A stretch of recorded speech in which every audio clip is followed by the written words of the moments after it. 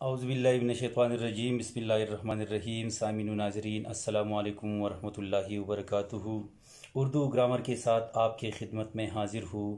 آج اردو گرامر میں ہم نے جس عنوان کا انتخاب کیا ہے وہ ہے اسم مشتق کی قسمیں، کہ اسم مشتق کی کون کون سی قسمیں ہیں، ان کی تعریفات کیا بنتی ہے، مثالیں کیا بنتی ہے۔ تو آئیے ملاحظہ کرتے ہیں سب سے پہلے اسم مشتق، کہ اسم مشتق سے مراد کیا ہے۔ تو اسم مشتق کی مختصر سی تعریف ہم یوں کر سکتے ہیں کہ وہ اسم جو کسی مصدر سے بنا ہو اسے اسم مشتق کہتے ہیں۔ مطلب یہ ہے کہ مشتق ہمیشہ مصدر ہی سے بنتا ہے۔ مثلا بنانا سے بناوٹ، یہ مشتق ہے، بنانا مصدر ہے اور بناوٹ یہ مشتق ہے۔ اس طرح کھیلنا سے کھلاڑی، تو کھیلنا کیا ہے، یہ مصدر ہے اور کھلاڑی یہ اس سے بنا ہوا ہے، مشتق ہے۔ اس طرح پڑھنا سے پڑھا گیا وغیرہ۔ تو آپ نے ملاحظہ کیا کہ اسم مشتق کسے کہتے ہیں اور یہ مصدر سے کس طرح بنتا ہے۔ اسم مشتق کی بنیادی طور پر 5 قسمیں ہیں اور یہ پانچوں کی پانچوں قسمیں یہ مصدر ہی سے بنتی ہے مختلف طریقے سے۔ تو آئیے پہلے ملاحظہ کرتے ہیں کہ اسم مشتق کی قسمیں کیا ہے۔ نمبر 1 ہے اسم فاعل۔ اسم فاعل سے مراد کیا ہے؟ اسم فاعل سے مراد وہ اسم ہے جو کوئی کام کر رہا ہو، یعنی کام کرنے والے کو اسم کہتے ہیں، اور اگر یہ اسم کسی مصدر سے بنا ہو تو پھر اسے کہتے ہیں اسم فاعل۔ مثلا آپ دیکھیے سونے والا، کھلاڑی، گویا وغیرہ۔ گویا کہتے ہیں گانے والے کو۔ دوسری قسم ہے اسم مفعول۔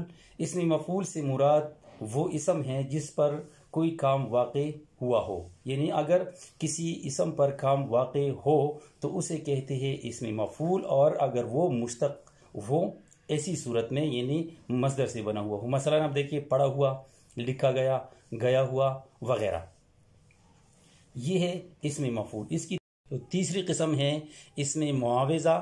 اسم معاوضہ کے معنی سے ظاہر ہے کہ اجرت کو کہتے ہیں، مزدوری کو کہتے ہیں۔ تو اس سے مراد کیا ہے؟ وہ اسم جو کسی خدمت، معاوضے یا اجرت کو ظاہر کرے، یعنی جس میں کسی خدمت، معاوضے یا اجرت، مزدوری کے معنی پائی جاتی ہے، ایسی اسم کو کہتے ہیں اسم معاوضہ۔ مثلا آپ دیکھیے دلائی، یعنی یہ دونا سے ہے یا دلانا سے ہے۔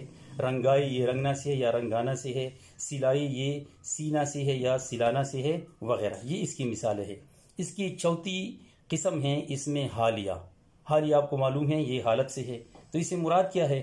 وہ اسم جو فاعل یا مفعول کی حالت کو ظاہر کرے۔ یاد رکھیے اسم حالیہ سے مراد وہ اسم ہے جو صرف فاعل یا مفعول کی حالت کو ظاہر کرتا ہے، اس کے علاوہ اگر کوئی اور ہو تو پھر اسے ہم اسم حالیہ نہیں کہہ سکتے۔ تو اسم حالیہ سے مراد وہ اسم جو فاعل یا مفعول کی حالت کو ظاہر کرے، اسی اسم حالیہ کہتے ہیں۔ مثلا آپ دیکھیں ہنستا ہوا، گاتا ہوا، روتے روتے، پڑھتا پڑھتا وغیرہ۔ یہ اس کی چوتھی قسم ہے۔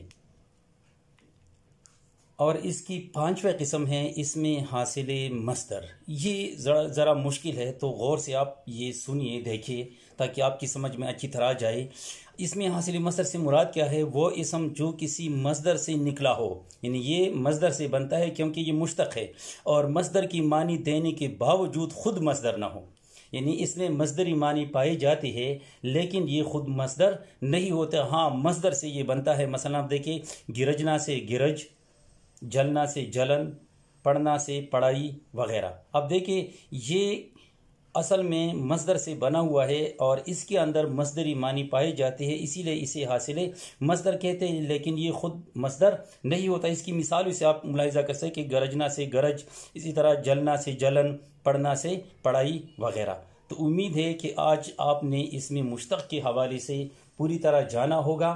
اگر ویڈیو اچھی لگے تو اسے لائک کریں، چینل کو سبسکرائب کریں اور آج کی ویڈیو کو آخر تک دیکھیں تاکہ تمام باتیں آپ کی سمجھ میں اچھی طرح آ جائے۔ آئندہ کسی نئی عنوان کے ساتھ پھر حاضر ہوں گے، تب تک کے لیے اجازت دیجیے۔ اللہ حافظ۔